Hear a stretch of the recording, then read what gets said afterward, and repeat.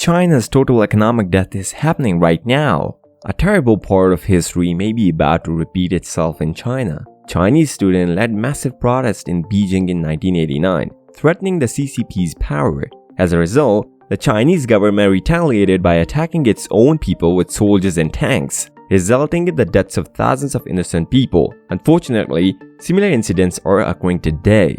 Hey viewers, welcome back to Finance Insights. In today's video, we've covered a very important topic that each one of us needs to be aware of, the global economic crisis led by China. Let's get into the details without any delay. But before we begin, make sure to subscribe to our channel and click the bell icon so you don't miss any of our amazing videos. And let's begin. Chinese banks recently defrauded customers out of billions of dollars in exchange for access to their life savings that are almost certainly no longer available. As a result, protests have erupted across China, and according to some reports, President Xi Jinping has already ordered tanks to defend Chinese banks from the people. The situation is complicated and shrouded in propaganda, but one thing is certain: Chinese economy may be on the verge of total collapse, and if it falls, it could bring many of us down with it. What is happening in China now has massive global implications, with Americans and Europeans potentially losing trillions of dollars in bank deposits. The situation is so tense right now that even YouTubers who have previously covered the subjects are reporting that the CCP is attacking their videos, most likely by using bots to leave negative comments and dislikes on the videos, possibly to censor this information from spreading. To prevent this from happening, we would appreciate a quick like on this video.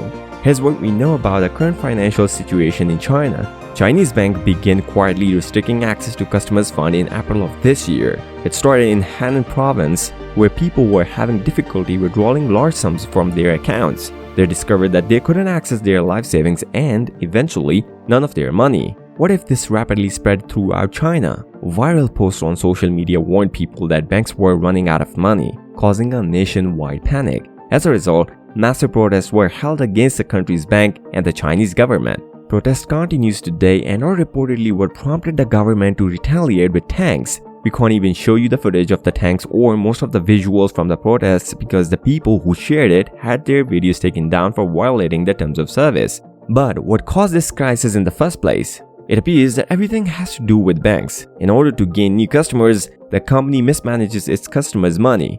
Henan province banks began advertising online, offering customers extremely high interest rates on deposits. The banks claimed that the interest rate tied to investments were risk-free, but in the world of finance, almost nothing is ever risk-free. The banks also misrepresent their products, leading Chinese citizens to believe that they were putting money into a normal saving accounts, which would be insured by the government under Chinese law. Their savings, however, were being invested in riskier financial investments, uninsured investment opportunities. During the global health crisis, China's economy began to slow, which meant that the banks in Henan province investments in banks and real estate no longer yielded returns. They were soon unable to meet the huge returns they had promised customers. Banks began to run out of the funds because they were also deceiving customers about where their money were being invested. The government refused to insure the losses, resulting in the bankruptcy of thousands of Chinese citizens almost overnight. Henan's banks did not inform the people that they had lost their life savings or that they were about to run out of money, but instead did exactly what we expect them to do. They lied knowing that they didn't have enough money to cover withdrawals. Customers were denied access to their funds by banks. First, they claimed that online services would be unavailable for maintenance. Many of these banks' websites are still down for maintenance months later. People were unable to withdraw money from ATMs today, with machines declining all requests to produce cash. While this was going on, the CEO of Hanan's investment group, who was responsible for the entire disaster, reportedly fled the country, possibly to the United States, leaving customers to deal with the situation on their own. With an estimated $6 billion shortfall, the majority of them will never be recovered. As you might expect, the people were not pleased, and this is when the protests begin. Customers in Henan province storming banks, demanding their deposits. Banks allegedly conspired with the Chinese government to stop them. They handed over the names of thousands of protesting depositors. The citizen personal health status was then allegedly changed by government officials. They were implied to be at high risk of being recently exposed to COVID-19, effectively forcing them to remain in home quarantine. Despite these allegations against the government, protests have continued. and protesters' rage have since spread to the rest of the Chinese society. As word of the crisis spread, more ordinary Chinese people feared that banks would also run out of cash, resulting in a bank run by millions of people attempting to withdraw as much money as possible. This set off a chain reaction that spread across the country like wildfire.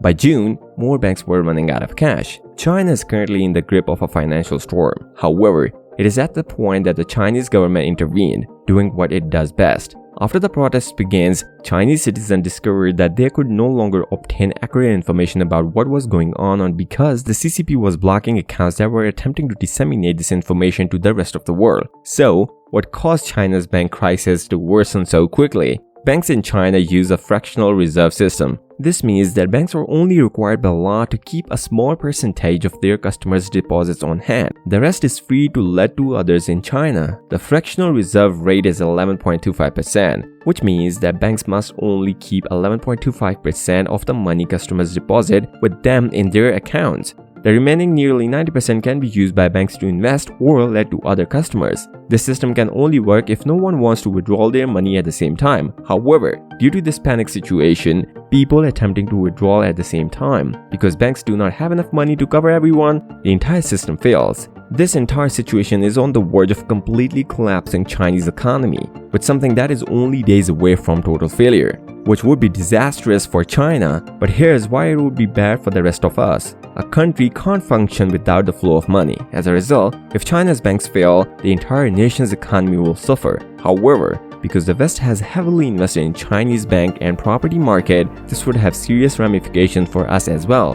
Western investment firms such as Fidelity, UBS, BlackRock, and Allianz have invested or loaned billions of dollars in China loans that had yet to be repaid. These investment firms are not lending their own money to China. Rather, they are borrowing money from their investors, which is actually your money. Customers of them firms include the institutions to which you entrust your money, such as Everyday Bank, pension fund, and insurance company. They invest in companies like BlackRock, but if BlackRock is not paid by China, it will be unable to repay all of its investors. That is, the flow of money back to you has ceased. So, if China's house of cards collapses, trillions of dollars will not be returned to foreign investors, and millions of people like you may find their life savings vanish overnight. This demonstrates how interconnected the global financial system is. Whatever occurs, one thing is certain: if the system fails, the people at the top almost never suffer the most. If the flow of money slows or stops, the people at the bottom suffer the most. And then there's us. But keep in mind that we are the only one who feed the system in the first place. How far do you think this banking crisis in China would affect the world economy? Do let us know in the comment section below. And that is all for today, guys. We sincerely hope you enjoyed this video. If so, please click on the like button and share it with your friends and family. If you have any questions or comments, please share them with us in the comment space below. Also, don't forget to subscribe to our YouTube channel to see even more of our incredible videos. We'll catch up in the next video. Until then, peace out!